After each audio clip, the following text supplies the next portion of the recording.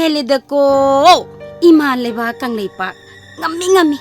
ima nang na pokpa nacha nupi amom singse ngami loi na ngami afabada su ngami phattabada su ngami nupi na ngamdaba nupa amta leitre is tawrsiam ko khangni dana nga sidi nupi na ngamdaba nupa hairaga di laika isida ai khoi nupa amadi itai halani si mangaire ai khoi di nupa na ba khon kharabu kalabadi isa se laikang ikai thabiga sab hekmanaba kijabana he yangang bi nupi na ngamdaba nupa gi nupi liri khori bi nang na ingonda asok yan na yeng chili basikari gi no ha na thau do tong ne palabaro ai gi waron sida ho imung sida ne nang hek lak pade gi ne lekrak setle kai de maset yung se kari chin thi bi nang bu yeng silaga ai ngonda kana bo leite hai nang na setliba nang gi lisat to som thoke nang na nupa do tawdi ba na tawdo phatte ne he o ona taina bi na thawro ai khoi di yan na zabado ibe ma mi gi yum ban kai banda kalau nu nang gi nupa leikhom tai bado adumaina di tahon jadabado leikhom tai da nupa na thong ba sak saraga nungai na hingli bi nupa phubi he nang pam khangbra soidrabani nang nawa do nang na somba da ne phaddi phara sari ne ikai ba su khangde nak sak sakta duga phajari ne he masam ga ngam ga sangna da na phajari ne kusu duga phajadadi phajana ba sangli ba phajara yam phajara musit mubi lai phadi bi himala da na ai ri munna bu yengnu de leikhom marak tigi lithorok ba leina sen mangamu he mala da na mang ha daga u dong mali mapanga toina tholakanu oning de he ketle maning ba manja sanu na thawro se yengoi nga ukabi apak ba hokraba zani ai khoi di nungti gi ani sari ba nang phangjabaro nasin narai do sadabda tu horam lani ne yengbada paktabi nati bong yaujabagi sajabani o malhanbi afaba wakhan khanba haitabi miti nabi adabi napuk sendo afaba mata khandrabani ne nungai pham khangri do nangdi malem lom na naba pokpani ha lairak kaino yamna nabani nangda sijakro ne he ukabi ani sabi sikhiroi nang hat ki doini thangna ne nabuk tu da thillaga ne nga phak bagum mi phak ke kainon he ikai baga amata leitraba jalani makhut o masaro ai thari be ma mala in he yare na chin pe na ba khara haina khraba natro ha be ma thari karino ne na khoiba na khoi na tawri basibu phajari bro la e ibe magi mama oza se sanazaro nabuk to kai khe wathi do sakta sidi kalida machilla se masimak na nin he mamita mama lakpabu la yoi khaba ibai ise du ge mamai su khara yengun he na khoiba mama yade haiba ma khangandragadi yare se mana nangbu sauri bado nangi nara leirabanani nangi na tawdu da kalaktuna mana lona mathamoi da singnabaduna magi phataba wakhalni yengoi phajaba na tawna nangna tumina leithorabadi nangi lemjaba oiredo maduda nangi amangba leitedana phataba tawba miduna phataba adum phangjaba haibasidi lainai khoida pirabani heibe ma lekai side mama maga tinaba ya mi mama talete mama mase pura seiro yamon lalonu mama na haigadabadi phattabada sin tonglonu afabagi damakta siba kirunu asumbada khongpham hongano thakta tholiba korok sibu amakpa mata leibran heibe ma ha magi mangalda punamak hinglibane aina tawjarabaduna aina phangjaba tabani ne mama na lengbirakpabu ha be ma nangi nanegi phiroido kuidredana adugi chekpaw su purakpani aduga ne tomnaw su unagena lakpanin he mama madi guwahati de laikiba tha mamu pharakleba mama atai kari sunate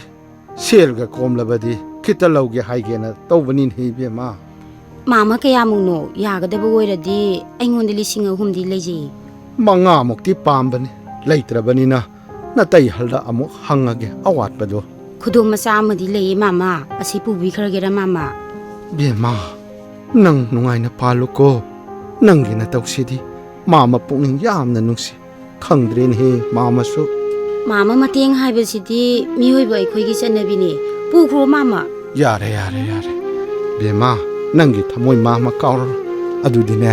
ꯃꯥ ꯑꯃꯃꯨꯛ ꯆꯠꯂꯒꯦ ꯀꯣ ꯏꯕꯦꯝꯃ ꯑꯩ ꯁꯨꯝ ꯂꯩꯖꯍꯧꯔꯦ ꯃꯥꯃ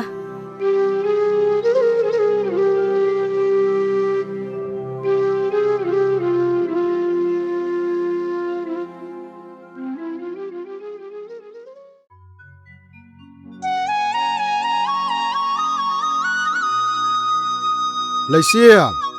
ꯂꯩꯁꯤꯟ ꯍꯩꯃꯥ ꯀꯀꯥꯝꯇ ꯇꯥꯗꯦꯅꯦ ꯂꯩꯁꯤꯟ ꯅꯈꯣꯏꯕꯨ ꯂꯩꯇꯕ꯭ꯔꯅ ꯍꯦ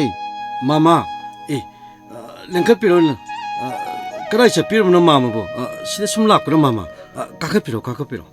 ꯌꯥꯔꯦ ꯌꯥꯔꯦ ꯅꯪ ꯇꯥꯆꯧ ꯎꯅꯒꯦ ꯂꯥꯛꯄꯅꯤ ꯑꯣ ꯃꯥꯃꯥ ꯇꯥꯆꯧꯗꯤ ꯏꯇꯩꯃꯒ ꯊꯕꯛ ꯑꯃ ꯆꯠꯈꯤꯕꯅꯤ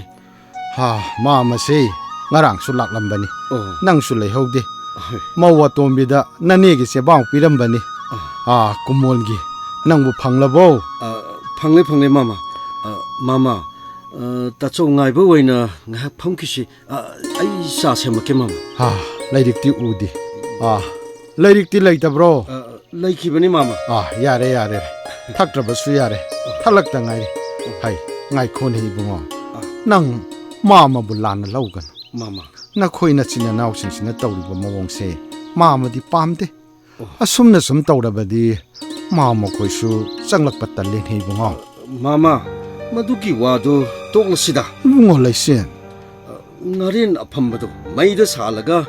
ꯆꯥꯕꯗꯣ ꯍꯥꯎꯇꯕꯅꯤꯗ ꯃꯥꯃꯥ ꯋꯥ ꯍꯥꯏꯒꯦ ꯇꯥꯎ ꯅꯪꯁꯨ ꯑꯩꯁꯨ ꯃꯤꯅꯤ ꯋꯥꯈꯜ ꯈꯟꯕ ꯉꯝꯕ ꯑꯗꯨꯅꯕꯨ ꯑꯐꯕ ꯐꯠꯇꯕ ꯈꯪꯂꯤꯕꯅꯤꯅꯦ ꯑꯆꯨꯝ ꯑꯔꯥꯟ ꯈꯪꯗꯅ ꯑꯁꯥꯎꯕꯒꯤ ꯂꯝꯕꯤꯗ ꯋꯥꯈꯜ ꯃꯥꯕꯨ ꯄꯨꯗꯨꯅ ꯆꯠꯈ꯭ꯔꯕꯗꯤ ꯄꯨꯝꯅꯃꯛ ꯑꯐꯕ ꯑꯃꯠꯇ ꯑꯣꯏꯔꯔꯣꯏ ꯄꯨꯟꯁꯤꯒꯤ ꯈꯣꯡꯊꯥꯡ ꯈꯨꯗꯤꯡꯃꯛꯇꯅꯤ ꯃꯤꯀꯨꯞ ꯈꯨꯗꯤꯡ ꯑꯁꯤꯕꯅ ꯉꯥꯏꯗꯨꯅ ꯂꯩꯔꯤꯕ ꯃꯤꯑꯣꯏꯕꯅꯤ ꯈꯟꯊꯕꯁꯨ ꯇꯝꯁꯤ ꯄꯦꯟꯊꯣꯛꯄꯅ ꯄꯨꯟꯁꯤꯒꯤ ꯂꯪꯗꯥꯏ ꯑꯣꯏꯗꯨꯅ ꯑꯆꯨꯝ ꯑꯔꯥꯜ ꯑꯅꯤꯅ ꯇꯣꯔꯕꯥꯜ ꯑꯅꯤ ꯑꯣꯏꯗꯨꯅ ꯇꯥꯏꯕꯪ ꯈꯣꯡꯆꯠ ꯐꯖꯍꯟꯁꯤꯟꯍꯦ ꯏꯕꯨꯡꯉꯣ ꯍꯣꯏ ꯆꯨꯝꯃꯤ ꯃꯥꯃꯅ ꯍꯥꯏꯕꯤꯔꯤꯗꯣ ꯃꯥꯃꯅ ꯍꯥꯏꯕꯤꯔꯤꯗꯨꯕꯨ ꯊꯃꯣꯏꯕꯨ ꯅꯨꯡꯉꯥꯏꯇꯕ ꯄꯣꯛꯂꯛꯄ ꯍꯥꯏꯕꯁꯦ ꯃꯤ ꯑꯗꯨꯅ ꯇꯧꯊꯣꯔꯛꯄ ꯃꯇꯧ ꯑꯗꯨꯅ ꯑꯁꯥꯎꯕ ꯄꯣꯛꯍꯟꯕꯅꯤ ꯃꯥꯃꯥ ꯏꯕꯨꯡꯉꯣ ꯇꯥꯏꯕꯪ ꯁꯦꯝꯕ ꯃꯄꯨꯅ ꯃꯤꯑꯣꯏꯕ ꯑꯩꯈꯣꯏꯗ ꯑꯋꯥꯠ ꯑꯄꯥ ꯂꯩꯇꯅ ꯃꯥꯂꯦꯝꯗ ꯊꯥꯔꯛꯇꯦ ꯑꯗꯨꯅꯕꯨ ꯑꯋꯥꯠ ꯑꯄꯥ ꯂꯩꯕꯒꯤ ꯈꯦꯠꯅꯕ ꯂꯩꯔꯝꯂꯤꯕ ꯅꯠꯇ꯭ꯔꯅꯦ ꯃꯥꯃꯥ ꯆꯨꯝꯃꯦ ꯑꯗꯨꯅꯅꯦ ꯃꯥꯃꯅ ꯅꯉꯣꯟꯗ ꯍꯥꯏꯔꯤꯕꯁꯤꯅꯤ ꯋꯥꯈꯜ ꯆꯥꯎꯊꯣꯛꯄ ꯇꯝꯃꯨ ꯏꯕꯨꯡꯉꯣ ꯑꯇꯤꯌꯥꯗ ꯄꯥꯏꯔꯤꯕ ꯂꯩꯆꯤꯟꯒꯤ ꯃꯍꯤꯡ ꯌꯥꯝꯃꯤꯟꯍꯦ ꯅꯪꯗꯤ ꯍꯤꯡꯕꯗ ꯃꯍꯥꯎ ꯑꯃꯗꯤ ꯊꯣꯛꯅ ꯍꯤꯡꯂꯦꯗꯅ ꯃꯈꯣꯏꯒꯗꯤ ꯈꯦꯠꯅꯔꯦꯗꯅ ꯃꯁꯤꯗ ꯅꯪꯅ ꯃꯈꯣꯏꯕꯨ ꯃꯇꯦꯡ ꯈꯔ ꯇꯧꯕꯗ ꯅꯪ ꯅꯨꯡꯁꯤꯠꯅꯗꯤ ꯍꯨꯝꯂꯣꯏꯅꯍꯦ ꯂꯩꯆꯤꯟ ꯃꯥꯃꯅꯁꯨ ꯇꯥꯛꯄꯤꯔꯤ ꯃꯈꯣꯏꯁꯨ ꯄꯥꯡꯒꯜ ꯀꯜꯂꯤ ꯁꯦꯜ ꯇꯥꯟꯐꯝ ꯌꯥꯝꯅ ꯂꯩ ꯑꯔꯣꯏꯕ ꯂꯩꯕꯅ ꯂꯩꯔꯝꯕ ꯄꯣꯠꯁꯛ ꯈꯨꯗꯤꯡꯃꯛ ꯂꯣꯏꯕ ꯅꯥꯏꯔꯛꯏ ꯑꯩꯁꯨ ꯌꯥꯝ ꯍꯦꯟꯗꯣꯛꯄ ꯅꯠꯇꯦ ꯃꯥꯅ ꯑꯣꯐꯤꯁꯀꯤ ꯊꯕꯛ ꯃꯆꯥ ꯑꯃ ꯇꯧꯔꯤꯕ ꯑꯁꯤꯁꯨꯅꯦ ꯃꯥꯅ ꯃꯄꯥꯝꯗꯒꯤ ꯄꯨꯖꯔꯛꯄꯅꯤ ꯃꯥꯃꯁꯨ ꯈꯪꯂꯤꯕ ꯅꯠꯇ꯭ꯔꯣ ꯍꯧꯖꯤꯛꯇꯤ ꯃꯥꯁꯨ ꯌꯨꯝꯁꯤꯒꯤ ꯃꯤ ꯑꯣꯏꯔꯦꯗꯅ ꯃꯥꯃꯥ ꯏꯕꯨꯡꯉꯣ ꯑꯋꯥꯡꯕꯗ ꯂꯩꯕ ꯃꯤꯅ ꯃꯈꯥꯗ ꯌꯦꯡꯊꯔꯛꯏ ꯑꯗꯨꯒ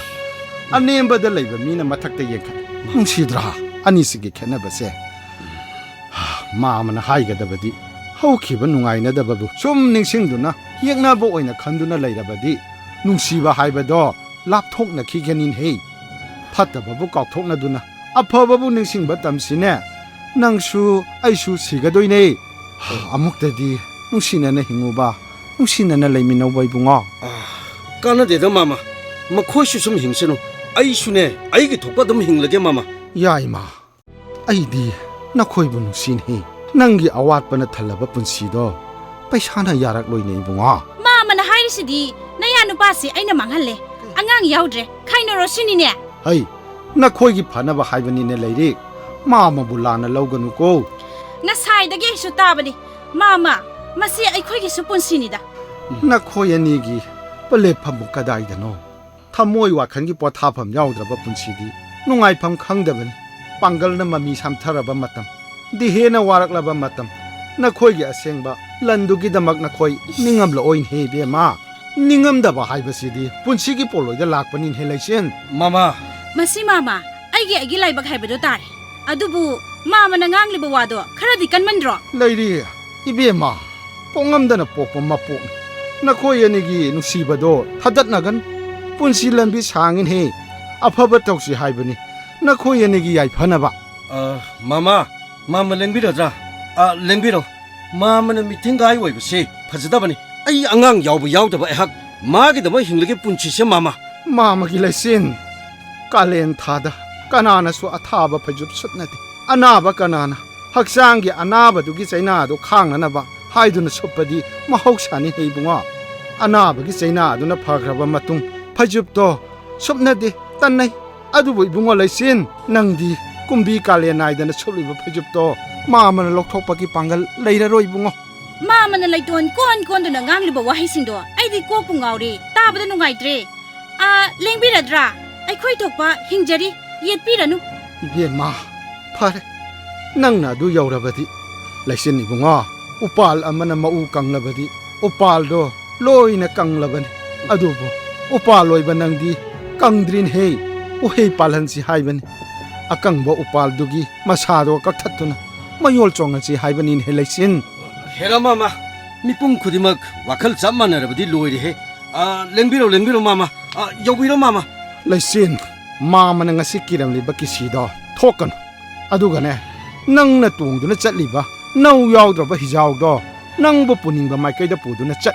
หายเองนั่งกิปุนสิกิคงจัดตุนะไม่ไกลขังลักละบะมาตำดามามันงาสิกิรำลิบักกิสีดอทอเกขังลักละบะมาตำลังลาลังจินละดอที่เราอุยบุงอ่ะอะดูกันเน่อีเบียมาเลยดิไพเรลทากีอ่างเอาบะมาลังกิชาวหุมดะพะจักขบลาราลาตวนดูนะมันนิงตั้มนะจะโกยชาจารุบะมาลังบะมานะเล็บขบมาตั้มดะพะจระบลาราลาตวนดูนะมาชากิชักตั้มโดยังจระกะชีบุไอราให้ดูนะกับใจเย่ไฮบุงอ่ะไอเสร็จเลยเฮ้ยมาจับพี่หรอมาทินดอกเตรกะรีทุกสิ่งกันนะเดนุป้าปุกลาเมสักตัวทงดอกโลนะทงมาสักครั้งนะสิจลไอ้กอกเสเนี่ยงักจะทำเงี้ยฟอนตะกี้เฮ้ยพวกจิตตะมันลอยขี้ไปตั้งไงเฮ้ยนังชูบะก็นังเปรี้ยแล้วมันนี่ให้นังชู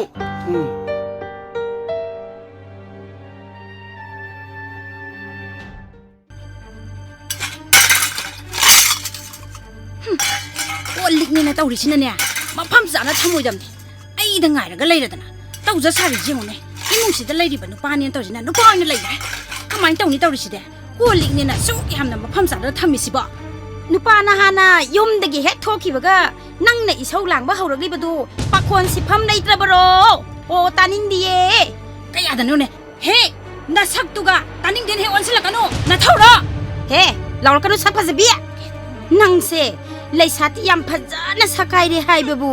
เลยดิเซนเรเนี่ยก็โหอีเซอกังบีนั่งไหนบ่อกังบีไก่น่ะไอเซพระบสุพัทรบสุไอเซน่าไตอสินะลาวริบะนุปีเนี่ยขังกันนะเฮ้นั่งน่ะฮัลโอยจระบสุไอเซน่าเสียโอยระบดขังกันนะนุปีนั่งน่ะวัดตาวประมาณว่ากดตัวน่ะงังเลยบะตบูน่าจินโดทงกมรกันหน่อยรู้นะเฮ้งำจะกระโดโอ้อังงังโปกให้เตบีนับปุ่นสีโดเซ่คงจีมาคนสิตาบ่พังเดนเนี่ยสีระก็ได้วันนี้กรังลาวบีอกังบีเฮ้นั่งไอ้บุตรเสียงน่ะสิงอะไรเนี่ยฮะไปนั่งตั้งไว้หลักกิสนุกขังกันนี่แต่นั่งกินอยู่ป่าธรรมราดหลักสนุกทำสินแกตู้อุบราปลังของตะเผาดิสิอุบราสินกุสินแกไม่แกอุสิตรบนขังนี่แต่นั่งให้มาสังคีโนไงบีโคโดอีซีเบียมันนะขังจินบัดกานะกะดะบะปอกตากมายามมุกตากทะเจรักเลเกตาบีโคโดโอ้ตานิงเดรอดูให้เดเลปิโรนุปีจินทีบีอูดะตังดูนะเฮาบีอุตังบีขังอีดะนะมามิงไงดิพะจะดรอมากีกานะพัมดิกะริมเตเลยเตเลยตะสนุมาดูกินังนะวาบิริบะนะสักตุกะโอ้พะจะบีปาลีบันทำไมดูกะยาวริบะทำมวยดูกะหายดูระบดีตัวบาลวามมกุมันนี่กะเลนทาดะตะอวยดูนั่นเลยระบีตุเรียนกุมระบีอีเซียนตัดระบีนั่งก็นั่งน่าจินนคนดะฮับจินละกะสู้ระบะสู้เปเลยเฮกะนายดะกิพารุบะปะราโนมีมานะไปแรงปาดิบะสิบ่เฮอซะกะนะโนฮายุเซตินเจ้าไอ้กี่ว่าให้ตะนะเนี่ยนัสาโดไลน่าปอหันดูนะสิหันแกเซนิงระบดีเนี่ยนุปาดูนะขาดทำกันนุเฮ้นั่งปั่นบิรุเหล่านี้ยมเสเฮอภบิชาบีมองน้าน้าปามไล่ระสุดนั่นบัดกี้เขารักปนินาชิดาสุมาปั่นซาละเรเนี่ยมาปั่นซาเลยได้ไงนะโนกุนงนี่โนเกตัสโอ้เขารักพัมพบีเฮ้นุปาซิจนบีชิจนะดาวรีนุปากวนสินดากับพุนบีแต่เล็บซาบี ꯅꯪꯁꯨ ꯅꯪꯒꯤ ꯍꯧꯔꯛꯐꯝꯗꯨ ꯄꯨꯊꯣꯛꯇꯨꯅ ꯃꯅꯨꯡ ꯃꯄꯥꯟ ꯈꯪꯗꯕ ꯃꯈꯩ ꯅꯨꯄꯥ ꯃꯊꯛꯇ ꯇꯣꯡꯗꯨꯅ ꯁꯥ ꯂꯩꯔꯦꯅꯦ ꯏꯀꯥꯏ ꯈꯪꯗꯕꯤ ꯀꯪꯂꯤꯕ ꯅꯌꯥꯡꯁꯤꯒ ꯉꯥꯡꯊꯣꯔꯛꯂꯤꯕ ꯋꯥꯍꯩꯗꯨꯒ ꯅꯪꯒ ꯆꯥꯕ ꯍꯦꯛ ꯆꯥꯅꯩ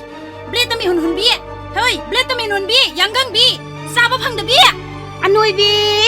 ꯑꯐꯕ ꯋꯥꯈꯜ ꯈꯟꯕ ꯍꯩꯇꯕꯤ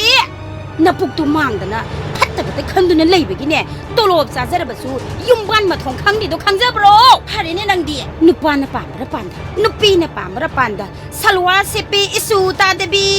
ꯀꯔꯤ ꯊꯣꯛꯆꯩꯌꯦꯗ ꯃꯧꯅꯕꯨ ꯁꯦꯠꯀꯦ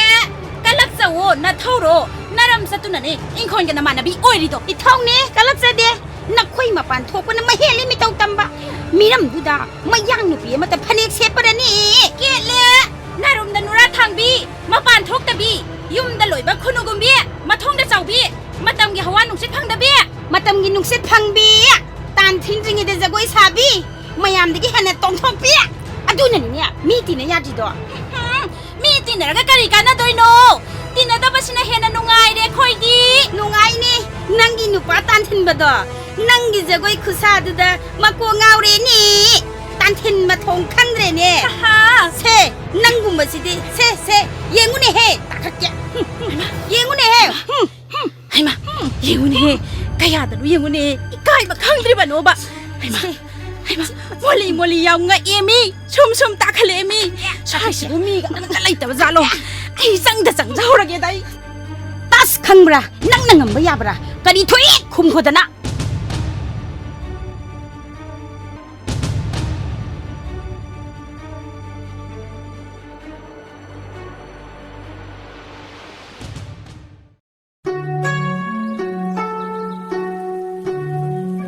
ꯑꯩꯈꯣꯏ ꯌꯨꯝꯁꯤꯕꯨ ꯀꯅꯥꯝ ꯎꯗꯦ ꯇꯥꯆꯣ ꯑꯩ ꯂꯥꯛꯏꯌꯦ ꯏꯅꯝꯃ ꯀꯅꯥꯝꯇ ꯂꯩꯇꯖꯥꯠꯂꯣ ꯇꯧꯔꯤꯁꯤꯕꯣ ꯍꯩ ꯅꯪꯕꯨ ꯃꯄꯥꯟꯗ ꯀꯅꯥꯅꯣꯃ ꯀꯧꯕꯩ ꯃꯈꯣꯜ ꯇꯥꯏꯗ ꯍꯣꯏꯅꯤ ꯑꯩ ꯑꯃꯨꯛꯇ ꯌꯦꯡꯖꯔꯨꯈꯤꯒꯦ ꯏꯅꯝꯃ ꯀꯅꯥꯝꯇ ꯍꯦꯛ ꯇꯥꯗꯦ ꯏꯅꯝꯃ ꯑꯣ ꯇꯥꯔꯦ ꯍꯩꯃꯥ ꯏꯕꯦꯝꯃ ꯅꯪ ꯇꯔꯄꯣꯟꯒꯤ ꯍꯩꯁꯣꯏ ꯊꯤꯜꯂꯛꯏꯔꯣ ꯍꯣꯏ ꯏꯅꯝꯃ ꯂꯥꯛꯑꯣ ꯅꯪꯒꯤ ꯇꯥꯆꯧꯅꯁꯨꯅꯦ ꯍꯟꯗꯛꯇꯤ ꯏꯕꯦꯝꯃꯗꯣ ꯂꯥꯛꯇ꯭ꯔꯦ ꯍꯥꯏꯗꯨꯅ ꯌꯥꯝ ꯁꯣꯟꯖꯔꯝꯕꯅꯤ ꯂꯥꯛꯑꯣ ꯀꯥꯈꯠꯂꯣ ꯂꯥꯛꯑꯣ ꯏꯅꯝꯃ ꯁꯦ ꯂꯥꯏꯒꯤ ꯄꯣꯠꯆꯩ ꯈꯔ ꯂꯩꯔꯛꯄꯅꯤ ꯌꯥꯝ ꯇꯝꯕꯗꯤ ꯉꯝꯗ꯭ꯔꯦ ꯀꯨꯝ ꯑꯃꯒꯤ ꯍꯦꯛꯇ ꯂꯥꯛꯅꯤꯡꯉꯤ ꯌꯥꯝꯃꯁꯨ ꯌꯥꯝꯗ꯭ꯔꯁꯨ ꯉꯝꯖꯕ ꯈꯔ ꯏꯕꯨꯡꯁꯤꯡ ꯏꯅꯝꯃꯁꯤꯡꯒꯤ ꯇꯝꯅꯤꯡꯉꯤ ꯑꯗꯨꯕꯨ ꯏꯅꯝꯃ ꯇꯧꯅꯔꯤꯕ ꯃꯇꯧꯁꯤꯗ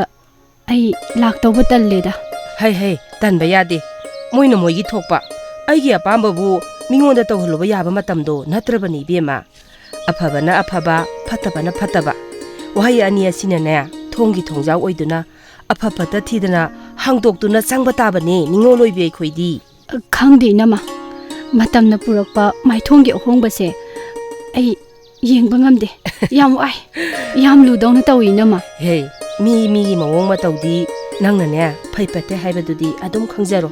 ꯅꯣꯡꯖꯨ ꯊꯥꯗ ꯑꯅꯩꯕ ꯏꯆꯦꯜꯅ ꯇꯨꯔꯦꯟꯒꯤ ꯏꯃꯥꯏ ꯍꯥꯏꯒꯠꯂꯒ ꯆꯦꯟꯕꯕꯨ ꯀꯌꯥꯝ ꯀꯨꯏꯅ ꯆꯦꯟꯒꯗꯒꯦ ꯃꯀꯨꯝ ꯃꯊꯥꯗꯣ ꯂꯣꯏꯔꯒ ꯑꯗꯨꯝ ꯂꯨꯅ ꯆꯦꯜꯂꯛꯏꯕꯗꯨꯗꯤ ꯁꯦ ꯏꯆꯟꯁꯤꯗꯤ ꯂꯥꯟꯗ꯭ꯔꯒ ꯂꯣꯏꯔꯦ ꯀꯩꯗꯧꯖꯔꯨꯅꯦꯒꯦ ꯍꯣꯏ ꯏꯅꯝꯃ ꯃꯇꯝꯅ ꯁꯣꯏꯗꯅ ꯑꯑꯣꯟꯕ ꯑꯃꯗꯤ ꯄꯨꯔꯛꯈꯤꯅꯤ ꯃꯇꯝꯗꯣ ꯉꯥꯏꯕ ꯇꯥꯕꯅꯤ ꯑꯗꯨ ꯏꯅꯝꯃ ꯄꯣꯠꯆꯩꯁꯦ ꯏꯅꯝꯃꯅ ꯈꯔ ꯁꯤꯟꯗꯣꯛꯑꯣꯀꯣ ꯄꯣꯠꯅ ꯇꯥꯡꯕꯁꯤꯗ ꯃꯔꯥꯡ ꯀꯥꯏꯅ ꯄꯨꯔꯛꯄꯗꯤ ꯍꯩꯃ ꯌꯥꯝꯃꯟꯈ꯭ꯔꯦ ꯀꯨꯝ ꯑꯃꯒꯤ ꯀꯥꯎꯗ꯭ꯔꯒ ꯂꯣꯏꯔꯦ ꯌꯦꯡꯉꯣ ꯄꯣꯠꯁꯤꯡꯁꯦ ꯏꯅꯝꯃ ꯏꯃꯨꯡꯗ ꯄꯨꯁꯤꯜꯂꯒꯦꯀꯣ ꯍꯣꯏ ꯏꯅꯝꯃ ꯂꯥꯛꯑꯣ ꯑꯗꯣ ꯇꯥꯆꯧꯗꯤ ꯂꯩꯇ꯭ꯔꯣ ꯏꯅꯝꯃ ꯍꯩꯃ ꯊꯣꯛꯂꯛꯇꯨ ꯅꯪ ꯇꯥꯆꯧ ꯊꯣꯛꯂꯛꯑꯦ ꯍꯩ ꯏꯕꯦꯝꯃ ꯅꯪ ꯂꯥꯛꯂꯤꯕ꯭ꯔꯥ ꯍꯣꯏ ꯑꯩꯗꯤ ꯅꯪ ꯂꯥꯛꯇ꯭ꯔꯦꯅ ꯅꯅꯝꯕꯗꯁꯨ ꯍꯥꯏꯔꯝꯂꯤꯕꯅꯤꯅꯦ ꯐꯔꯦ ꯇꯥꯆꯧ ꯌꯥꯝꯅ ꯅꯨꯡꯉꯥꯏꯔꯦ ꯇꯥꯆꯧꯅꯁꯨ ꯆꯍꯤ ꯑꯃꯇꯗꯤ ꯆꯥꯛ ꯄꯤꯖꯒꯦꯅ ꯈꯟꯕꯅꯤ ꯂꯩꯇꯕꯁꯤꯅꯅꯦ ꯋꯥꯈꯪꯗꯕ ꯍꯥꯏꯕꯗꯨ ꯇꯥꯔꯕꯅꯤꯅꯦ ꯇꯥꯆꯧ ꯉꯝꯕ ꯀꯥꯟꯗ ꯀꯠꯄ ꯍꯥꯏꯕꯗꯨꯅꯤꯗ ꯂꯩꯇꯕ ꯍꯥꯏꯕꯁꯤꯁꯨ ꯋꯥꯏꯗ ꯇꯥꯆꯧ ꯑꯩꯈꯣꯏꯅꯁꯨ ꯇꯥꯆꯧꯗ ꯃꯇꯦꯡ ꯄꯥꯡꯕ ꯉꯝꯗꯦ ꯏꯆꯟꯅ ꯄꯨꯔꯛꯂꯤꯕ ꯄꯣꯠꯆꯩꯁꯤꯡꯗꯣ ꯇꯥꯃꯣ ꯌꯥꯏ ꯑꯗꯩ ꯇꯥꯇꯣꯟ ꯈꯣꯏꯗꯁꯨꯅꯦ ꯈꯔ ꯂꯣꯏꯅ ꯊꯨꯡꯅꯕ ꯄꯤꯔꯝꯃꯨꯀꯣ ꯍꯣꯏ ꯇꯥꯆꯧ ꯑꯗꯨ ꯇꯥꯆꯧ ꯑꯩꯈꯣꯏ ꯇꯥꯃꯣ ꯌꯥꯏꯁꯤꯕꯨ ꯌꯨꯝꯁꯤꯗꯒ ꯑꯝꯇ ꯆꯪꯉꯛꯇ꯭ꯔꯕꯣ ꯀꯗꯥꯏꯗꯒꯤꯅꯣꯗ ꯃꯤ ꯐꯥꯎꯕ ꯅꯦꯠꯅꯗ꯭ꯔꯕꯁꯤꯗꯅꯦ ꯇꯥꯆꯧꯗꯤꯅꯦ ꯂꯥꯜꯂꯣꯏ ꯀꯧꯕꯤꯅꯤ ꯉꯥꯡꯕꯤꯅꯤ ꯈꯨꯝꯂꯛꯇꯕꯗꯨꯅ ꯃꯥꯒꯤ ꯋꯥꯈꯜꯅꯤꯗꯅ ꯇꯧꯖꯁꯅꯨ ꯌꯥꯝ ꯍꯦꯟꯖꯜꯂꯛꯂꯕꯗꯤꯅꯦ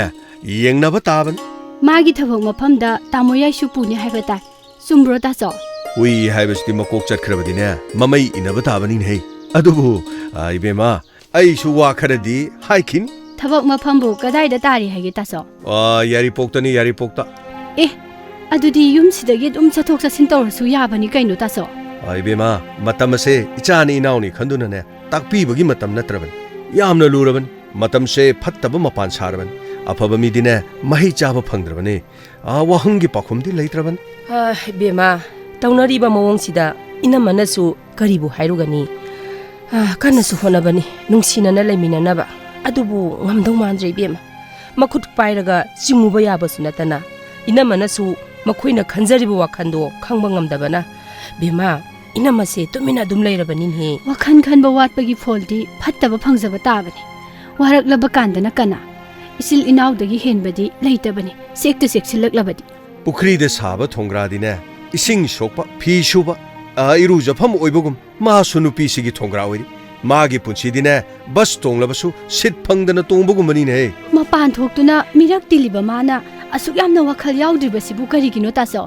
ꯑꯉꯥꯡ ꯌꯥꯎꯖꯗꯕ ꯃꯈꯣꯏꯗꯤ ꯃꯤꯅꯨꯡꯁꯤ ꯂꯩꯕ ꯌꯥꯏꯅ ꯏꯕꯦꯝꯃ ꯂꯥꯏꯔꯤꯛ ꯍꯩꯕꯁꯤꯗꯤꯅꯦ ꯄꯥꯔꯤꯕ ꯃꯈꯩ ꯍꯩꯕꯅꯤ ꯂꯨꯔꯤꯕꯗꯤ ꯂꯥꯏꯁꯨꯗꯨꯅꯤꯅꯦ ꯂꯝꯗꯝ ꯑꯁꯦ ꯂꯥꯏꯔꯤꯛ ꯍꯩꯕꯅ ꯄꯦꯛ ꯊꯜꯂꯦ ꯂꯥꯏꯁꯨꯗꯤ ꯑꯃꯠꯇ ꯈꯪꯅꯗ꯭ꯔꯦꯅꯦ ꯉꯜꯂꯤꯉꯩꯒꯤ ꯃꯇꯝꯒꯤ ꯃꯤꯁꯤꯡꯗꯤ ꯂꯥꯏꯔꯤꯛ ꯍꯩꯇ꯭ꯔꯕꯁꯨꯅꯦ ꯂꯥꯏꯁꯨ ꯌꯥꯝꯅ ꯈꯪꯉꯤ ꯑꯗꯨꯅꯅꯦ ꯅꯨꯡꯁꯤ ꯆꯥꯟꯅꯅ ꯍꯤꯡꯃꯤꯟꯅꯔꯤꯕ ꯈꯪꯗ꯭ꯔꯦ ꯏꯕꯦꯝꯃ ꯅꯨꯄꯤꯁꯤꯅ ꯍꯥꯏꯕꯗꯅꯦ ꯎꯔꯨ ꯎꯔꯨ ꯎꯔꯨ ꯏꯜꯂꯤꯕ ꯃꯄꯨꯟꯁꯤꯁꯦ ꯃꯥꯡꯍꯟꯅꯤꯡꯗꯦ ꯑꯗꯨꯕꯨ ꯌꯥꯔꯔꯣꯏꯅꯤ ꯏꯕꯦꯝꯃ ꯅꯨꯄꯤ ꯑꯁꯦ ꯑꯐꯕ ꯃꯁꯛ ꯈꯪꯗꯦꯅꯦꯍꯦ ꯃꯥꯒꯤ ꯅꯨꯡꯉꯥꯏꯔꯒ ꯂꯣꯏꯔꯦ ꯁꯤꯇꯅꯤꯅꯦ ꯃꯥꯅ ꯈꯜꯂꯤꯕꯁꯦ ꯏꯅꯝꯃ ꯅꯨꯄꯥ ꯑꯁꯤ ꯑꯣꯐꯤꯁ ꯆꯠꯄꯗ ꯃꯅꯥꯗ ꯊꯦꯠꯂꯒ ꯀꯥꯖꯔꯅꯤ ꯈꯪꯗ꯭ꯔꯦ ꯃꯇꯝꯁꯤꯗ ꯋꯥ ꯈꯪꯂꯨꯕ ꯃꯤꯅꯨꯡꯁꯤ ꯂꯩꯔꯨꯕ ꯑꯩꯈꯣꯏꯁꯦ ꯑꯄꯪꯕ ꯑꯣꯏꯔꯕꯅꯤ ꯍꯧꯖꯤꯛꯁꯤꯗꯤ ꯏꯅꯝꯃ ꯈꯪꯗꯦ ꯎꯗꯦ ꯇꯜꯂꯤ ꯄꯤꯔꯣꯏ ꯂꯩꯇꯦ ꯃꯁꯤꯅ ꯃꯐꯔꯕꯅꯤ ꯏꯅꯝꯃ ꯄꯣꯛꯂꯛꯄꯗ ꯌꯥꯎꯔꯛꯄ ꯇꯥꯏꯕꯨꯡ ꯃꯄꯨꯅ ꯄꯤꯔꯛꯄ ꯑꯩꯒꯤ ꯒꯨꯟ ꯑꯗꯣ ꯃꯥꯡꯍꯜꯂꯣꯏ ꯑꯩꯅ ꯐꯕꯗ ꯀꯅꯥꯅꯁꯨ ꯍꯥꯠꯄ ꯂꯥꯛꯇꯧ ꯅꯠꯇꯕꯁꯤꯕꯣ ꯃꯤ ꯑꯃꯅꯅꯦ ꯃꯤ ꯑꯃꯗꯒꯤ ꯂꯦꯝꯅꯕꯨ ꯀꯌꯥꯔꯛ ꯍꯟꯅ ꯆꯥꯕ ꯌꯥꯒꯗꯒꯦꯅꯦ ꯍꯦꯟꯖꯤꯜꯂꯛꯂꯕꯗꯤ ꯃꯤꯗꯨꯅ ꯌꯦꯡꯂꯛꯄ ꯃꯤꯠꯌꯦꯡ ꯉꯥꯡꯂꯛꯄ ꯋꯥꯍꯩꯗꯨꯅꯅꯦ ꯍꯥꯟꯅ ꯆꯥꯈꯤꯕꯁꯤꯡꯗꯣ ꯂꯣꯏꯅ ꯑꯣꯒꯦꯗꯅꯤ ꯐꯨꯕꯒꯤ ꯆꯩꯅꯥꯕꯨꯗꯤꯅꯦ ꯈꯣꯟꯒꯤ ꯆꯩꯅꯥꯅ ꯍꯦꯟꯅ ꯅꯥꯕꯅꯤ ꯋꯥꯔꯤꯗꯅꯦ ꯂꯣꯏꯅ ꯆꯔꯥ ꯍꯦꯟꯕ ꯇꯥꯔꯦꯅꯦ ꯀꯔꯤꯅꯣ ꯇꯧꯔꯤꯁꯤꯕꯣ ꯈꯥꯎꯔꯨꯔꯦꯅꯦ ꯍꯣ ꯊꯣꯡꯂꯨꯔꯒꯦ ꯏꯕꯦꯝꯃ ꯂꯥꯛꯑꯣꯍꯦ ꯆꯥꯛꯈꯨꯝ ꯆꯪꯂꯁꯤ ꯏꯅꯝꯃ ꯆꯥꯛ ꯊꯣꯡꯂꯛꯀꯦ ꯅꯪ ꯏꯟꯖꯥꯡ ꯁꯦꯝꯖꯜꯂꯛꯑꯣ ꯂꯥꯛꯑꯣ ꯍꯣꯏ ꯏꯅꯝꯃ ꯑꯩꯁꯨ ꯏꯟꯖꯥꯡꯗꯣ ꯁꯦꯝꯕ ꯌꯥꯎꯁꯤꯜꯂꯛꯑꯒꯦ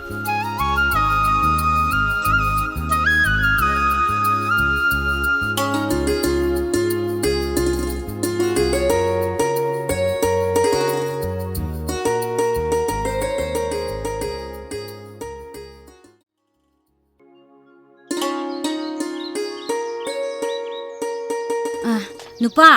सिजनबा याबा मखैदी हपसिलो हपचले नंग सिजनबा याबा मखैसिंदो लोइना हपचले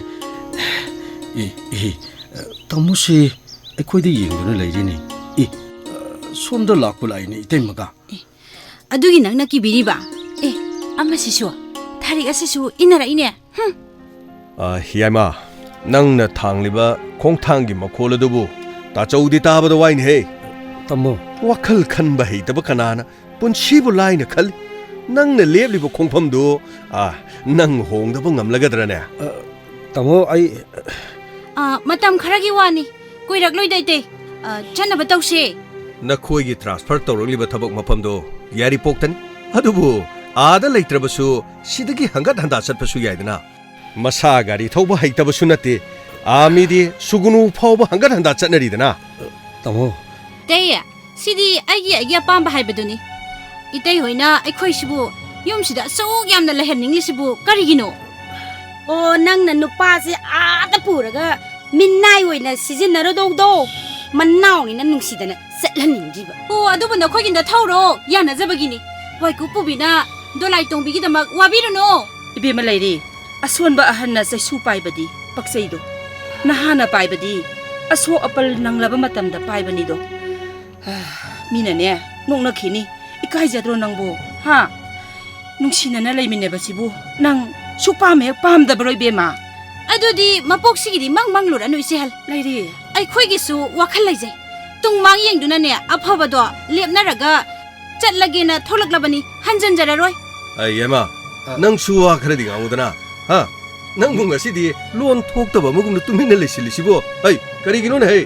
tomo yetum lang pai bi sina ne machil la se photsin khraman phana gu nusiri ma tawse Isiena yum sida lakpadasu iku inem su leiramdre nataina ne ahan saduna leirambanina masa mana oiba singsu warakti haina khibadasu haihaning khide yaimaga nanga nongmagi manungda ngahaktang lapthongna basibu bema nang yam warabrane ha nongaijing haiba numit amasu leiri denai bema adugi wada sunate da ise hal ai khoidi kuire da mana gwati de laikhiba tha manga bu phare adugi karim ta khambidi noidi laidana ayama yamana haige dabadi namang da cheli ba mabu tanabadane tungda tanari banang ai nongmadi ne namang da cheli ba mana tubada nang su soidena tu chenba yaukani nang section na chalo ko yama so mayam na ikhoi ding biriba mi yeng sibu karino pumna mangam lani wari irai bakini nungai re irai bakini ai khoi na kana da su yete na nupa gari thoro hoi ai ne sakta sing chi yeng ningde chayet khoi na radana he phatabi nang makha ta ningde ko nupa si su pura tong ya bi jibado makhong mari pani badu chap manare jung laga dum tumile thamna thakta pakliba leiri be iriktuna ngai hak ipak tuga tanaru rabasu iriktugi tin phamdi ipak tuda dumak pun kiban itai ne kibadi korogi maisana mathanta kangkhidara wajabagi wani inakta asuk chawna changak amana aigi damak ta ngaktuna leirabada aina karigi turuni waruni wabiruno ibema nangi saingak tudi uyungni upanate mana pungna horibo upana sainga oibadi urum langduna makhongda hak pothabasu phangido adudi natadana waksingi olena yaibada maru koklaba upalgi bakhongda phambadi urum phangloin he segi bema thorose wathi ware kalak tawdini aikhoi gi sumasi punsini aikhoi sumini samakti natedana thoro masina ne marolama mayam punamangna magi apamba phongdokpa loirabanina aishu aigi apamba matungina chatlake yengnarasi ai chanarba tawrage hai chasilo chasi onthok pani de yaima nang shibu aigi nauniko ningam laktabana no madinang mai oina soidana maisa phanga khigani ko nang yaima khangidana yumsida handa haloba naun khoki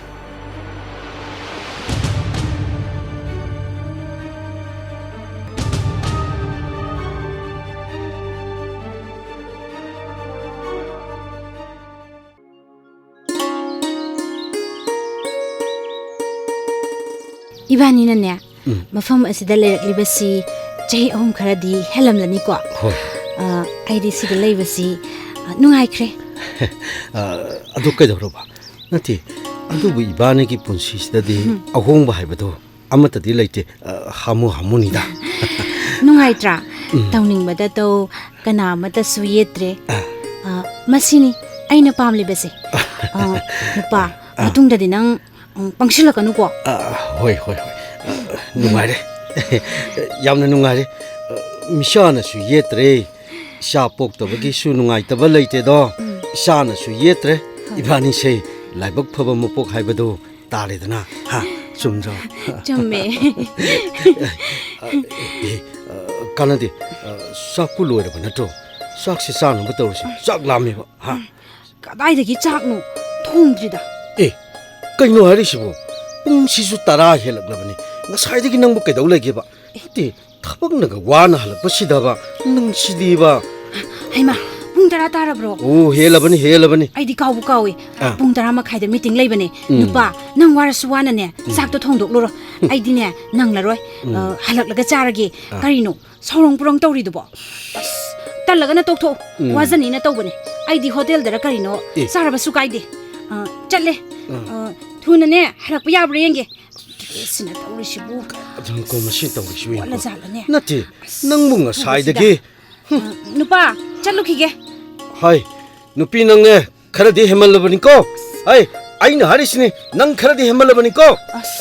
asida sum haidana le o thongdre ngangduna sumle saina thonglordine sarani nga saina o aisale tawrisi mane masiwa mana thokpa mangang machat khrisong ai sidiba nati mangonda paliba thamoi sibu Kamay to ba sana sibo?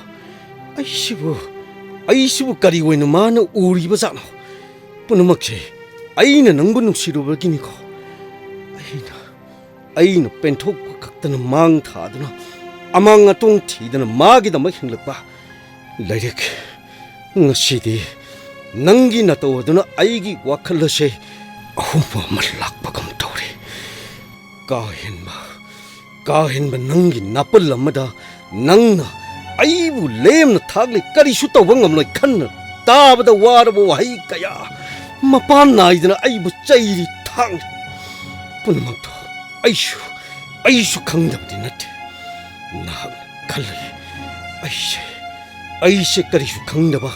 hayriba makay yagadaba apang bamisak amani hayna oh ngasidi mikop asida tasaw na manaw ay bunong sido na takpay kiba wahay singado.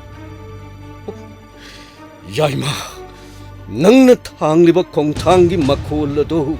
tasaw tabada yam na wahay hay kiba do. Ngasidi wahay ato gay wahan tok ay objik tamak kang le. Tasaw ay nang sayaw di hay do na. 나라의 대대 칸눈 아이는 오직 강기 또저 ꯌꯨꯝꯁꯤ ꯁꯣꯏꯗꯅ ꯑꯣꯏꯔꯝꯃꯅꯤ ꯑꯩꯈꯣꯏ ꯇꯥꯃꯣ ꯌꯥꯏꯗꯨꯕꯨ ꯂꯩꯕ ꯖꯥꯠꯂꯥ ꯁꯣꯗꯤ ꯂꯣꯟꯗꯦꯁꯦ ꯇꯥꯃꯣ ꯌꯥꯏ ꯃꯤ ꯂꯩꯕ꯭ꯔꯣ ꯇꯥꯃꯣ ꯌꯥꯏ 그나노니 아이고 마판시다 가우리시와 미 레이브로 타모야이 따레 아이톨레 에 베마 사나만 베 타모야이 아우 나셀라이 타모야이 타모야이가 이놈마가 우다바 꾸이레나 이놈마디 자토크라보 타모야이 그이더러게 타모야이 나센기 삭시 강드러버 호이 가오바 따바니 asuk kuina unadraba sidi kaino khui tamo yaise nahan makhaiga manade kaidoroba jano tamo yai haksang ngamdrabo tamo yai kaidoroge ba ngasidi nasanna ibungi nakta laklibase aise tamo yai gi nasan natrabara aibu kawba ngamladra simatang khange laklibani ibungi bema haina kawbagi haktu phawba ibungda leitrabro tamo yai 베마 ngasidi aise nungshibana aibu sonta halini he wakhalgi pakta aise irang narini ibungi bema tamoyai kaidoroge ba ibungi bema wakhalgi lambise yame nabungna khanjaruba wakhanna onana onsillaktuna charali aise ngasidi nahaki nabung lesindu malibrani aise ibungi bema tamoyai nasan bukari hayo hairubano sahariba posaktugi mahaudi sahariba miduna khangdana ayengba kanana khangani haibagi tamoyai shanamanbe yumpham yaudana sagaluba aigi wakhalgi yummase ningkhai selna ngamdaba leite khaluba ngasidi sena yaraktaba iphamda leiram lene ibungi bema tamoyai wakhalgi poloi leitabagum khalakpa wakhalna setningba machu setpada kanana suthingba ngamde adubu tamoyai mafam jaba yengduna phajaba machu sangbadi phajaroidrane tamoyai gi kari asoibano ibema nabung aise ngasidi nonglei nungsit marakta mafang khangdana maikai kangauna na lepdararine tamoyai maikai khangdana lepam khangdana silakliba akhanba nonglei nuksito karigi tamoyai na mayok yaba ngamdribano tamoyai nupa natro solaba madom tarak lepjaba ngamdraba kana phawba amuktang mimanaba ngamlabadi haiduna saisuna saingak oiduna punsigi poloi phawba satminaribani tamoyai ibungi bema ibungi sanaman be ngasidi ibungo wari khara sakse lo imung sangse lo kakalo shanamanbi ngasidi aise hingna asiba amaga chap manana hing ai ꯑꯩ ꯅꯈꯣꯏ ꯃꯌꯥꯝꯗ ꯁꯣꯏꯈ꯭ꯔꯦꯅꯦ ꯁꯅꯥꯃꯥꯟꯕꯤ ꯇꯥꯃꯣ ꯌꯥꯏꯅ ꯀꯔꯤꯒꯤ ꯂꯥꯟꯒꯗꯒꯦ ꯏꯅꯝꯃꯅ ꯋꯥꯈꯜ ꯈꯖꯤꯛꯇꯪ ꯈꯟꯊꯔꯝꯂꯕꯗꯤ ꯑꯩꯈꯣꯏ ꯄꯨꯟꯅ ꯅꯨꯡꯁꯤ ꯆꯥꯟꯅꯅ ꯍꯤꯡꯃꯤꯟꯅꯔꯝꯕ ꯌꯥꯕꯅꯤ ꯇꯥꯃꯣ ꯌꯥꯏ ꯏꯕꯨꯡꯒꯤ ꯏꯕꯦꯝꯃ ꯁꯅꯥꯃꯥꯟꯕꯤ ꯏꯆꯟꯅ ꯍꯥꯏꯔꯤꯕꯗꯣ ꯌꯥꯝꯅ ꯆꯨꯝꯃꯦ 마기 간키바 와카는 미풍 쿠디막 마기 마카다 라이게다바니 하이바 마기 와카는 좀 독트리 파워 아이 ngasi디 아이 tamoyai ai inambada suwari sagani tamoyai na sumna leibase ai pamde hanagum ai khoi punna nuksi chanana leiminabado nasan jamna pami tamoyai 주메 샤나만비 아이기 본시 ngasi디 본시 야생락부가 참 마나르리네 이bungi 베마 karigi wakhal hantharibuno tamoyai 베마 tamoyai gi kari watgani tamoyai gi punsi numita juye tamoyai 샤나만비 ase tayai gi laibakta tamlamba punsi khongchani inammasu nongmadi soidana wakhal tarakhini 이bungi 샤나만비 tamoyai tamoyai ngasigidi nasal hankrage inammasu thadokpa yade 호이 punsi haibase afaba lambi thigedabani tamoyai 주메 ngasigidi nasan jatkrage 샬로 샬로 nasangidasu nomo phadok lakpiu sum unakidrabadi kaunakini 호이 ai chatlage tamoyai 샬로 샬로 헤이 놈씨바 넌 아이부 빵타 아이시부 ꯊꯕꯛ ꯆꯠꯂꯨꯔꯤꯅꯦꯅ ꯇꯧꯕꯁꯤꯅꯅꯦ ꯁꯥꯕꯅ ꯁꯥꯕꯅ ꯅꯨꯄꯥ ꯑꯩꯒꯤ ꯆꯥꯛꯇꯤ ꯊꯤꯕꯤꯔꯔꯣ ꯍꯣꯏ ꯅꯪꯕꯨ ꯍꯣꯇꯦꯜꯗ ꯆꯥꯔꯛꯀꯅꯤ ꯍꯥꯏꯕꯗ ꯍꯥ ꯊꯣꯡꯗ꯭ꯔꯦ ꯀꯩꯅꯣ ꯅꯪꯕꯨ ꯂꯥꯝꯗ꯭ꯔꯣ ꯂꯥꯝꯗ꯭ꯔꯦ ꯑꯩ ꯂꯥꯝꯗ꯭ꯔꯦ ꯋꯥꯈꯜꯅꯅꯦ ꯂꯣꯏꯅ ꯊꯥꯡꯀꯠꯂꯦ ꯄꯨꯛꯁꯦ ꯊꯟꯅꯤ ꯅꯆꯜ ꯍꯩꯄꯥꯗꯨꯅ ꯀꯔꯤ ꯑꯃꯨꯛ ꯀꯥꯝꯁꯤꯜꯂꯝꯂꯤꯕ ꯀꯧꯕꯒ ꯑꯃꯠꯇ ꯈꯨꯝꯗꯦꯅꯦ ꯑꯩꯁꯦ ꯉꯁꯤꯗꯤ ꯑꯐꯕ ꯑꯔꯨꯕ ꯑꯩꯅ ꯊꯛꯄ ꯐꯪꯗ꯭ꯔꯤꯕ ꯇꯏꯪꯕ ꯏꯁꯤꯡꯗꯣ ꯑꯩꯒꯤ ꯏꯆꯟꯅ ꯄꯤꯊꯛꯂꯝꯂꯤꯕ ꯍꯦ ꯃꯤꯅꯩ ꯃꯟꯕ ꯀꯔꯤ ꯅꯪꯕꯨꯅꯦ ꯅꯕꯨꯛ ꯊꯜꯍꯜꯂꯤꯗꯣ ꯀꯅꯥꯅꯅꯣ ꯍꯥ ꯃꯤꯒꯤ ꯃꯤꯆꯪ ꯆꯪꯗꯨꯅ ꯋꯥ ꯉꯥꯡꯒꯅꯨꯅꯦ ꯍꯣꯏ ꯁꯣꯟꯖꯤꯜꯂꯛꯂꯕ ꯃꯇꯝꯗ ꯅꯪ ꯑꯩꯒꯤ ꯀꯅꯥꯅ ꯂꯦꯞꯄꯤꯒꯅꯤ ꯍꯥ ꯅꯆꯤꯟꯅꯗꯣ ꯈꯨꯝꯃꯣ ꯍꯥꯏꯌꯣ ꯈꯨꯝꯃꯣ ꯑꯣꯟꯊꯣꯡꯅ ꯊꯣꯛꯈ꯭ꯔꯦꯗꯀꯣ ꯑꯗꯨꯒꯤ ꯋꯥꯕꯤꯔꯤꯕ ꯑꯣꯜ ꯑꯦꯖ ꯍꯣꯝ ꯈꯪꯗ꯭ꯔꯣ ꯅꯪꯕꯨ ꯃꯄꯣꯛꯀꯁꯤꯗ ꯅꯔꯥꯏꯕꯛ ꯊꯤꯔꯦ ꯍꯥꯏꯗꯨꯅ ꯑꯩꯒꯤ 이ꯈꯨꯠ ꯑꯁꯤꯅ ꯈꯨꯡꯒꯠꯈꯤꯕꯅꯤ ꯑꯗꯨꯕꯨ ꯈꯥꯡꯈꯤꯕꯅꯤ ꯑꯩꯁꯨ ꯅꯪꯒꯤ ꯀꯜꯂꯕ ꯋꯥꯍꯩ ꯀꯌꯥ ꯄꯦꯟꯊꯣꯛꯇꯨꯅ ꯑꯩꯁꯨ ꯈꯥꯡꯈꯤꯕꯅꯤ ꯅꯨꯄꯥ ꯄꯦꯊꯔꯛꯀꯅꯨ ꯅꯪꯅ ꯄꯥꯝꯂꯤꯕꯗꯣ ꯗꯣꯡ ꯗꯣꯡ ꯍꯥꯏꯌꯨ ꯅꯌꯨꯝꯗ ꯍꯟꯅꯤꯡꯂꯒꯅ ꯍꯟꯈ꯭ꯔꯣ ꯑꯩꯉꯣꯟꯗ ꯑꯀꯥꯏꯕ ꯂꯩꯇꯦ ꯐꯔꯕꯁꯨ ꯐꯠꯇ꯭ꯔꯕꯁꯨ ꯐꯅꯕꯨ ꯐꯔꯦꯅꯦ ꯃꯤꯔꯦꯝ ꯅꯪ ꯊꯥꯛꯇꯣꯏ ꯁꯔꯨꯛ ꯑꯣ ꯃꯤꯅꯥꯏ ꯂꯣꯏꯒꯦ ꯂꯥꯏꯔꯤꯛ ꯃꯗꯨ ꯅꯪꯒꯤ ꯑꯄꯥꯝꯕꯔꯥ ꯈꯨꯝꯃꯣ ꯍꯥꯏꯌꯣ ꯅꯆꯤꯟꯅꯗꯣ ꯈꯨꯝꯃꯨꯅꯦ ꯑꯣ ꯆꯥꯅꯤꯡꯂꯒ ꯍꯧꯖꯤꯛꯃꯛ ꯆꯠꯈ꯭ꯔꯣ ꯀꯔꯤ ꯁꯦ ꯚꯔꯥ ꯄꯤꯒꯦ ꯀꯔꯤ ꯁꯦ ꯚꯔꯥ ꯄꯤꯒꯦ ꯁꯦ ꯍꯩ ꯂꯥꯏꯔꯤꯛ ꯍꯥꯏꯈꯣꯗꯅ ꯅꯪꯒꯤ ꯐꯠꯇ꯭ꯔꯕ ꯅꯒꯨꯟ ꯑꯗꯣ ꯃꯥꯡꯍꯟꯒꯅꯨ ꯃꯤꯅ ꯂꯥꯛꯆꯗꯅꯕ ꯑꯗꯨꯒ ꯑꯩꯁꯨ ꯃꯤꯀꯨꯞ ꯑꯁꯤꯗꯒꯤ ꯌꯨꯝ ꯑꯁꯤ ꯊꯥꯗꯣꯛꯇꯨꯅ ꯆꯠꯈ꯭ꯔꯅꯤ ꯇꯨꯡꯒꯤ ꯄꯨꯟꯁꯤꯗ ꯑꯍꯣꯡꯕ ꯑꯃ ꯂꯥꯛꯇ꯭ꯔꯤ ꯐꯥꯎꯕ ꯑꯩ ꯌꯨꯝ ꯑꯁꯤ ꯊꯥꯗꯣꯛꯇꯨꯅ ꯆꯠꯈ꯭ꯔꯅꯤ ꯑꯗꯨꯒ ꯅꯪꯁꯨ ꯅꯪꯒꯤ ꯐꯤꯔꯞꯇꯨꯒꯤ ꯋꯥꯡꯃꯗ ꯑꯍꯣꯡꯕ ꯂꯥꯛꯂꯕ ꯃꯤꯀꯨꯞꯇꯨꯗꯅꯦ ꯑꯩꯅ ꯅꯪꯕꯨ ꯊꯣꯡ ꯂꯥꯎꯅ ꯍꯥꯡꯗꯣꯛꯇꯨꯅ ꯂꯩ ꯍꯥꯏꯕꯁꯤ ꯅꯪ ꯀꯥꯎꯒꯅꯨ ꯑꯩ ꯆꯠꯂꯦꯀꯣ ꯑꯩ ꯆꯠꯂꯦ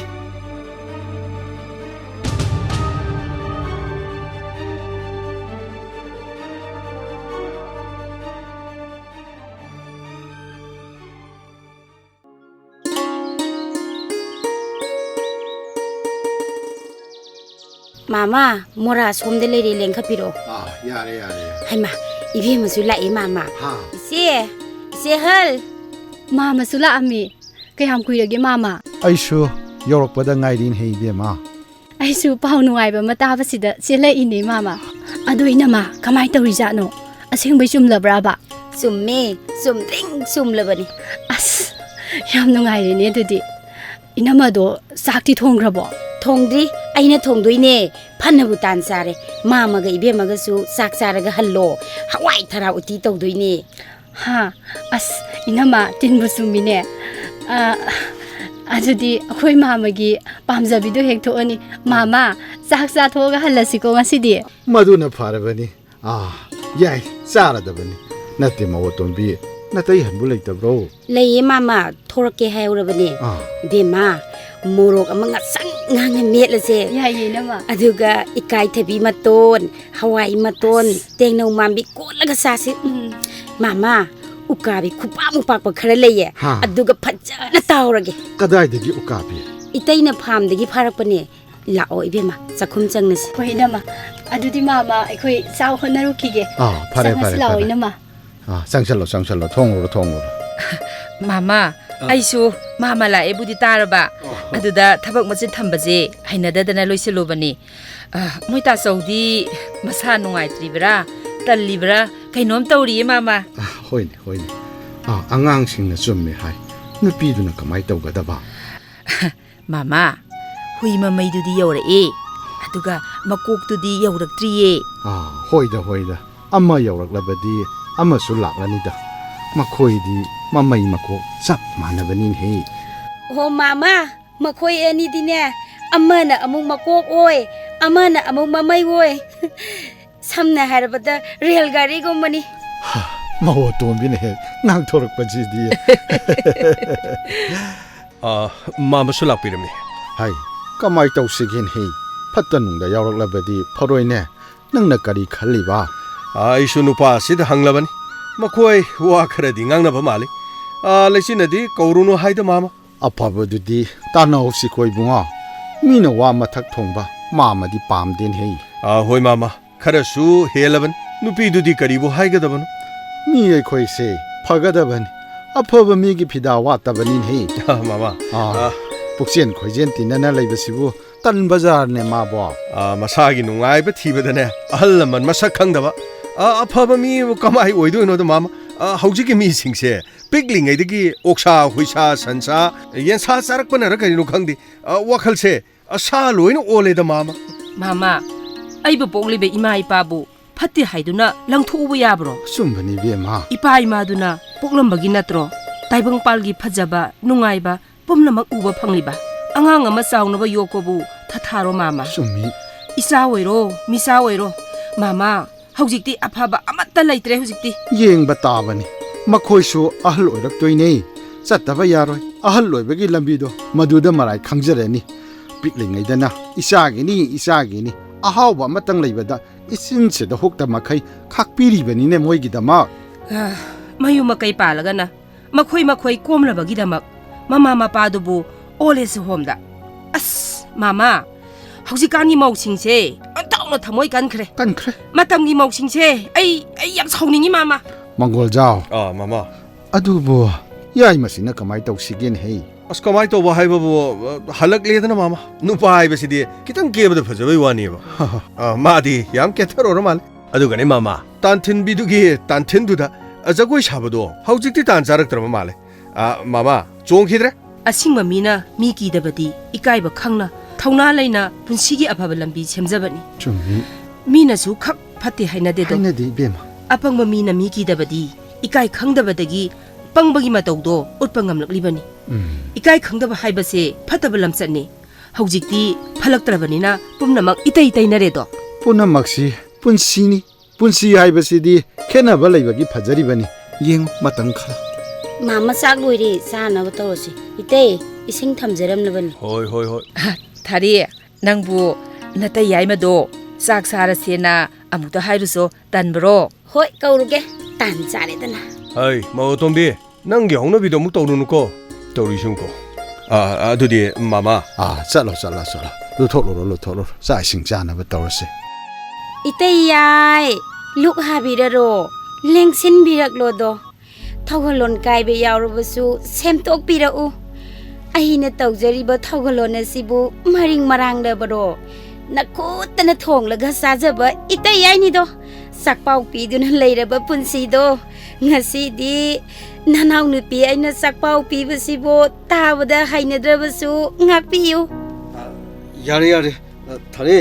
ꯆꯠꯂꯣ ꯑꯩꯁꯨ ꯂꯥꯛꯑꯒꯦ ꯐꯃꯜꯂꯕꯁꯨ ꯃꯇꯝꯁꯤꯗꯗꯤ 이때 야이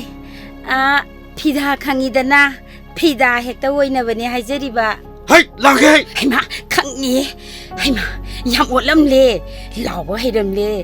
นุปากระทบตรงมาเลยงารางแต่หันหลับปะตะไงดิอะโดเลงสินบิรักโลซักอิงครกะนี่ โอ้ลากิchalo chalo นุ่งสีดุมันมาเนี่ยกะลิทอกเสียนะ ตบชิงก็มาสิ ให้ทารี มามา นั่นแต่ยายดูบุลเอาระเบิดเฮ เล่าเลยมามา พะเรมามันเนี่ยซากชาบัดพัมนะบ่พาละมันจะปิยุนเฮ มามาผ่านพัมดูสรุปปุดีลาเราบันนี้อัดดามราดมาโค้งนะทองนะอัดดูได้เฮกพันนะดูนุ่งไงนี่มันนั่งกันแต่นุ่ยไปดูเด้อ รออะดูดิซานะบ่ตรอสิลาโอโก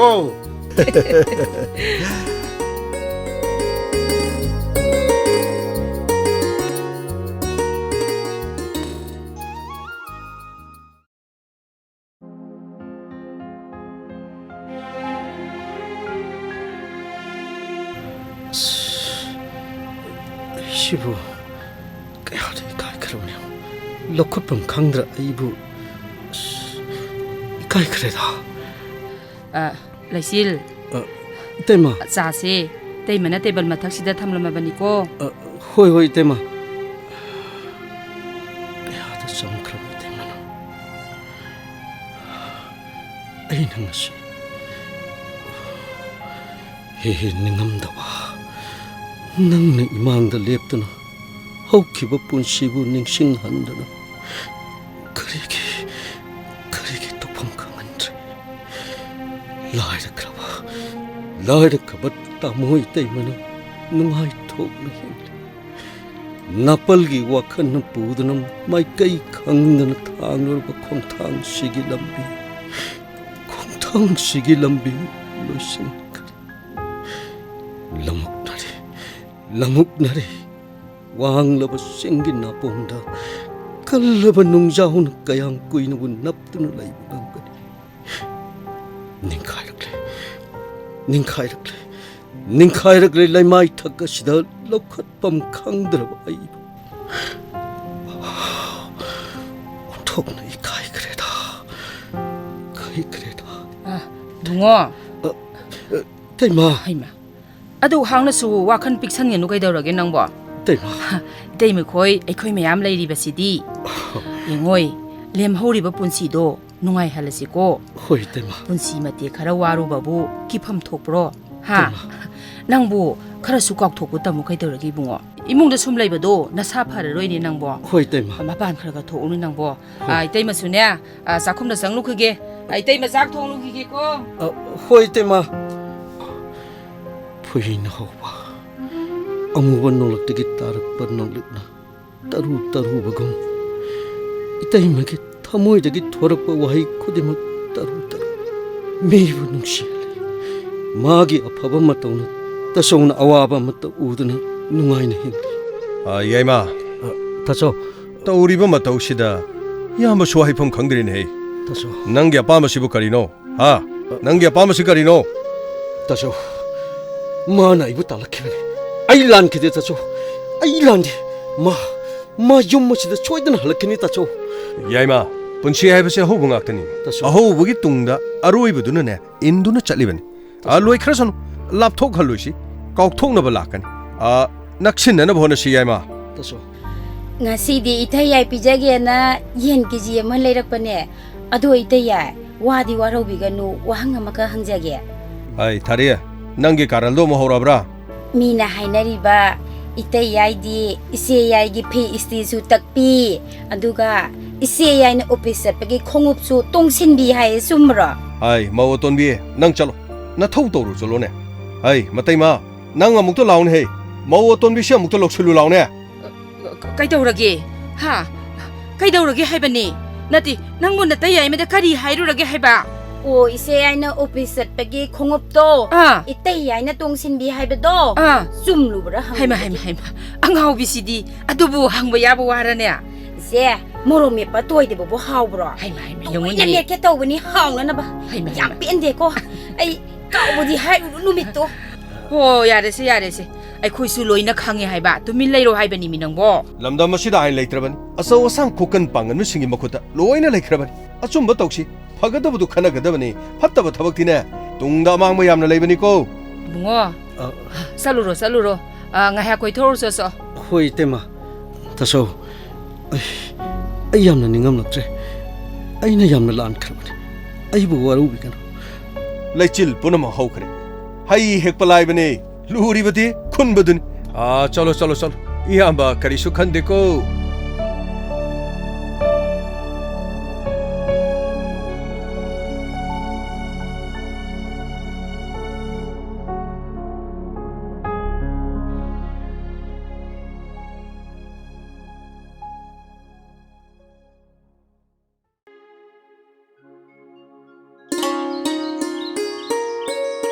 mango ne na tawrise anghang leibasu nete motpana hai ma lai ni ai khoi mi apai bi mai ge seklani ne season change tawrakla mani amu pai rakle khang ni nei gi ngasi di nang su ma bu kaw ro ma su nang bu kaw ra sanu ning sing lu ne matam nang na nupa sida ot khibado ngasi di kari thogle phatta ba kolam thokpa setokpa sigone matam nai ba hongna de sitje he phatta bi hai bi apot pri nang ko nang ai koi da sangbi ra kanu nang ise gi thari kana wei bi ra bano khangum chu tawi kari yom halak bano laida roi ai khoi di tolop ka sa hauda bani na ise gi thari ngakpifam thoktraba iralse ngakpiu haiduna lakpane haima yam honglamle gyani suri wolamle ise hal mila iye phida mata puthopira o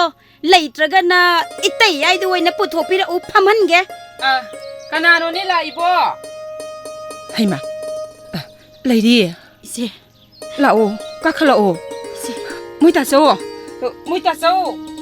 ise hal mai okthokpana pharodra mahu mayai samnana ba thari yare se khara ngangla di kaidorage nangbo me lei langla nomi nangbo aigi matang sadana langba me leisina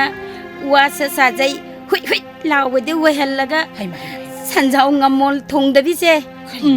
khangan gadabni mana phakhiba isai do amung angnokta ba ibema mapung phana mullaba oheina mathanta kelakpa haibasidi mahousa ni ne ado ise hal kakphai amun basaba yadabani ko apai be leisin haibasidi maithong yamidana kayadana yengoni maithong yamdana ba nang aina ising olhalasi handakti natayasi tadamanini ho mapaldam ta thokpira o ihe ibunga leichil nang mapanda mukto thorone taso thore ai lan khre mayamna aibu umta ngakpi uite hai nang yum masida kaidaw changlakpana ha apamana mang thaba nangi wakhal thangliba khongthang aduna konggi nongju yaudana laikangla da yening hulaliba patraba nangi wakhal gi apamba hai mipung khudimak humdana puge khalliba apamana mang thaba punchi mahing pambi hai nang yum masida kaidaw changlakpana ha khumo thamo ai lan khre thamo kari lan ba hai sia kari lan ba ha nang bu nuksiru ai gi punchi sina lai kha ta na khang du ichin ni no miya mamang sida ai da lenki ba hai nang chatkho khoiramo tamusuk da la lai khoiramo teng ma da la lai hai chau ne yare kaidorage nangbo ise dai aram kharang mana jadatnaraba kanana mapuna pijariba posaktubu phai phatte amuk mapududa wakalukhigadra aina tawjaruba khayaduna polomoiduna ubada ware haiduna thangthabiyu haijaba lakpani ai pumnamakta lalabane chegi bema ai yare ai tein ngapirabani itein haigadabadina phattaba migi manamdi yangwani afaba migi manamdina yamna tappani pumnamak phanabu honasine wakhalgi panthung pham yambane kan khraba nupa oiba kayagi pangal thongna thot khraba nupi gi thamoina ne laina kudum chanduna phathaba ngamane asingba nupina magi mapuroi babuna lona thamoi nungda senajaina ei ꯑꯃꯨꯛꯇꯪ ꯐꯪꯖꯕ ꯄꯣꯠꯁꯛ ꯈꯨꯕꯥꯡꯅꯨꯡꯗꯒꯤꯅꯦ ꯊꯥꯗꯣꯛꯂꯣꯏꯗꯕꯅꯤꯅꯦ ꯍꯦ ꯅꯨꯄꯤ ꯍꯥꯏꯕꯁꯤꯗꯤ ꯂꯦꯝꯖꯐꯝ ꯀꯌꯥꯒꯤ ꯇꯨꯡꯂꯐꯝ ꯑꯣꯏꯒꯗꯕꯅꯤ ꯕꯦꯝꯃ ꯋꯥꯈꯟꯅ ꯐꯅ ꯏꯅꯥꯛ ꯈꯨꯜꯂꯕꯁꯨ ꯃꯪꯂꯥꯟꯒꯨꯝꯕꯅꯤ ꯌꯦꯡꯕ ꯍꯩꯔꯕ ꯇꯥꯟꯁꯤꯟꯕꯕꯨ ꯀꯜꯂꯕ ꯄꯨꯟꯁꯤꯁꯤꯗ ꯑꯋꯥꯠꯄ ꯑꯃꯠꯇ ꯂꯩꯇꯕꯅꯤꯅꯦ ꯏꯆꯦꯒꯤ ꯕꯦꯝꯃ ꯇꯩꯃ ꯇꯁꯣ ꯍꯣꯏ ꯂꯩꯔꯤ ꯅꯪ ꯑꯩ ꯌꯨꯝ ꯄꯥꯟꯃꯤꯟꯅꯔꯛꯄ ꯑꯁꯨꯛ ꯀꯨꯏꯔꯕ ꯆꯍꯤ 7-9 ꯁꯨꯔꯕ ꯐꯥꯎꯕ 이미치다 이샤 우버 방드는 것이 파우버 아이는 낭본 눕시르버기 감키베 나타 미함치기 마망다 까름바 마마 마빠는 마차 빰다바 마차부 뽕닝다바 까나레랑 거다게 하 보나막 아이기 라이박다 땀남만이 칸나는 감키베네 아이슈 샤기 눕시버 석담도 오닝디키 이차 빰키베네 아이슈 자기 건절 아이슈 따닝 키바네 야레 낭보 야레 amo ailan kreda 그리 아이 깝친나그로 항너버 이빡다 마닝 땀는 나우 야우드는 홀람버 히야우 아이나 나우 어이드는 난게 아빠 엄마 마이까이도 뿌람바 ngasi디 나우 야우드버기 짜이나네 이랑 너러버 마땀 마시다 난게 참전 찾은 마 오이드버 남타까야나 ngasi디 미kop마시다 민낭시다 난 까리길레 하 까리길레 대목이 붕어 야레 낭보 카이도르게 ai yamagi lechil inauna sumno wakhal tarakpase masidagi hena nungai bengonda leitre ai nayamana haigadabadine makha ta nai khoi nungsi chana na punni hingminarasine taso itaima nungsiba haiba lipuladuna ai mahagna haiba khudimak ai yake ai mipung khudimangna ai bangdaba 이샤게 베레 럭저방 감나바 미식 오이나 칸키 아숙 뭉치나나 힝미나마 이치니노 까이로이 레까이 마망시다 낭기 콩탕기 와칼라두나 마쳤다나 아묵 토가이나마 호나리브라 하유 다소 때마 마하가시 좀마시다 쌍은게 노래 때마 대목이 붕어 야레 낭보 또 카이도르게 ailan amo ai yare iyamane loina khangise yare ko yare se 이제 amo 이제기 다리 나우 야우드나 punsi paklanyi honaruba ise o pakhalurano ngasidi ise khaujerage ise lairik ki punsi ipak to lanbada sijananaba naudo ai khoi mayamna oiradamni je na takti section jo itaya ngasidi itaya gi birthday ohelasiko kiji mangana di ko nanida masidiba ai tare yare itai wa haigese ai khoi gi maraktane nungsinaba yaudraba taibung palese leiramro asiba nungai duna leiraba ai khoibu matam kharadang hingbasida nungsi chanana hingbada kariya kaiba leibage pare pomna mak haukredana lemhuriba ai khoi gi punsi se nungsi chanana leiminarasiko ai changnaro ai changone leirik changone